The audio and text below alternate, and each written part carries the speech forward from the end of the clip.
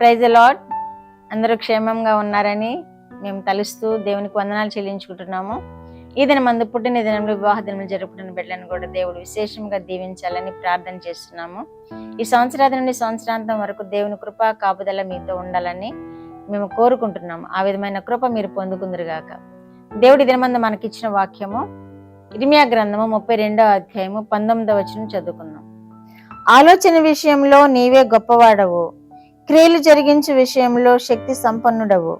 వారి ప్రవర్తనలను బట్టి వారి క్రియా ఫలమును బట్టి అందరికీ ప్రతిఫలమిచ్చుటకై నరపుత్రుల మార్గములన్నిటినీ నీవు కన్నులారా చూచుచున్నావు.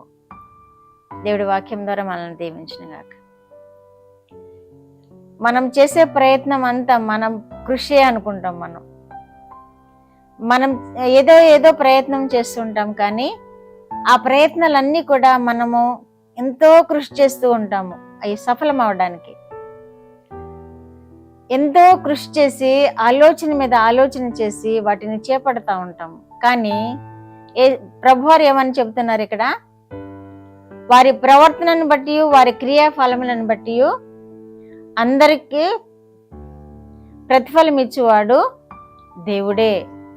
నరపుత్రుల యొక్క మార్గములను ఆయన కన్నులారా చూస్తున్నాడు అని కూడా తెలియజేస్తున్నారు.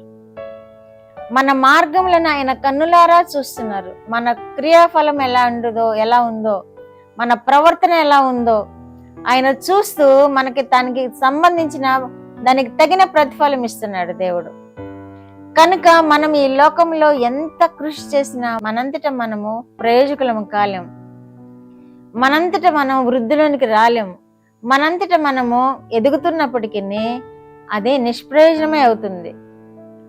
ఎప్పుడైతే మనం మన జీవితాలను దేవునికి సమర్పించుకుంటామో, ఎప్పుడైతే మన జీవితాలను ఆయన పాదాలు ఎద్దపెట్టి మనం ఆయన వేడుకుంటూ మనం జీవిస్తామో, ఆయన చూస్తున్నారు. కనుక వారి ప్రవర్తనను బట్టి వారి క్రియాఫలాలను బట్టి వారికి ప్రతిఫలం ఇస్తానని వాగ్దానం చేస్తున్నారు. కనుక మన ప్రవర్తన అంతటికీ దేవుని అధికారాన్ని ఒప్పుకోవాలని వాక్యం ద్వారా మనం గ్రహించగలుగుతున్నాము.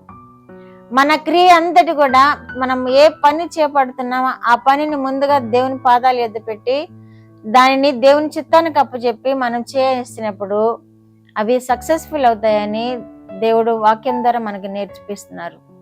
మనంతటా మనం ఏమీ సాధించలేమని కూడా ఈ వాక్యం ద్వారా మనం తెలుసుకోగలుగుతున్నాం. అందుకనే బాల్యం నుండి పిల్లలకు దేవునికి ప్రార్థన చేయడం, దేవునిలో ఎదగడం, దేవునికి ప్రార్థనలు చేసి పాటలు పాడుతూ దేవుని యొక్క జ్ఞానంలో పెంపొందించడం ఎంతైనా అవసరమైనదని ఈ వాక్యాల ద్వారా మనం గ్రహించగలుగుతున్నాం. బాల్యమందే వారు ఆ విధమైనటువంటి దేవుని భయంలో భక్తిలో ఎదిగినప్పుడు, వారు పెద్దవారు అన్నప్పుడు దేవునికి తన సమస్తాన్ని అప్పచెప్పుకుని, వారి ప్రవర్తన అంతటిని అప్పచెప్పుకుని, వారు చేసే పని అంతటిని అప్పచెప్పుకుని దేవునికి మేలులు పొందుతారు, ఆశీర్వాదాలు పొందుతారు, దీవెనలు పొందుతారని వాక్యంలో మనం తెలుసుకుంటున్నాం. కాబట్టి ఎవరైతే దేవుని యందు భయభక్తులు కలిగి ఉంటారో దేవుని చేత ఆశీర్వదింపబడతారు. వారి క్రియాఫలాన్ని బట్టి దేవుడు నిర్ణయిస్తానంటున్నాడు కదా, వారి ప్రవర్తనను బట్టి దేవుడు ఆశీర్వదిస్తానంటున్నాడు కదా, అందరికీ ప్రతిఫలం ఇస్తాడంటున్నాడు కదా. కాబట్టి మన ప్రవర్తన అంతటిని దేవునికి అధికారంలో ఒప్పుకుందాము. మన పనులన్నిటినీ దేవుని పాదాలు ఎద్దపెట్టి మనం ముందుకు సాగిపోతాం. దేవుడు తప్పకుండా మనల్ని ఆశీర్వదిస్తాడు, మన పనులను కూడా సఫలం చేస్తాడు ఆయన. పిల్లలు ఎంతో కష్టపడి చదువుతారు. దేవుని పాదాలు ఎద్ద పెట్టకుండా వారు చదివినా కానీ 100% సక్సెస్ఫుల్ కాలేరు. వారు ఎంతో కష్టపడి పైకి రావాలన్న ఆలోచన కలిగి ఉంటారు, కానీ వారి పైకి రావాలన్నా దేవుడు ఆశీర్వాదం ఉండాల్సిందే.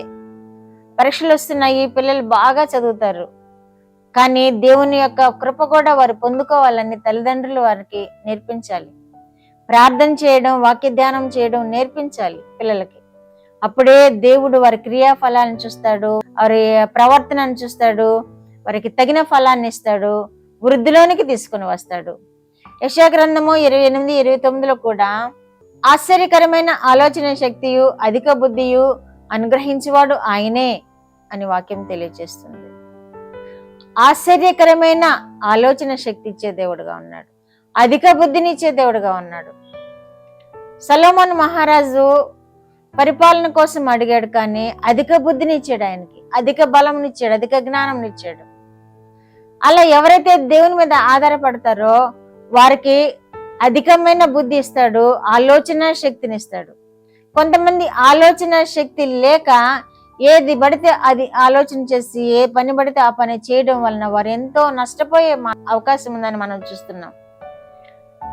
దేవుని యొద్ద ఆలోచనను మనం తీసుకొనకపోతే, మన ప్రవర్తనను మన బుద్ధిని ఆయనకు అధికారం నాకు అప్పచెప్పుకొనకపోతే మనం ఈ లోకంలో వర్ధిల్లలేము, ఫలించలేము అని వాక్యాల ద్వారా మనం నేర్చుకుంటున్నాం. కాబట్టి ప్రియమైన దేవుని బిడ్డలారా, ప్రతి పనిని దేవుని పాదాల యొద్ద పెడదాము, ప్రతి ఆలోచన దేవుని పాదాల యొద్ద పెడదాము, ప్రతి అవసరత దేవుని పాదాల యొద్ద పెడదాము.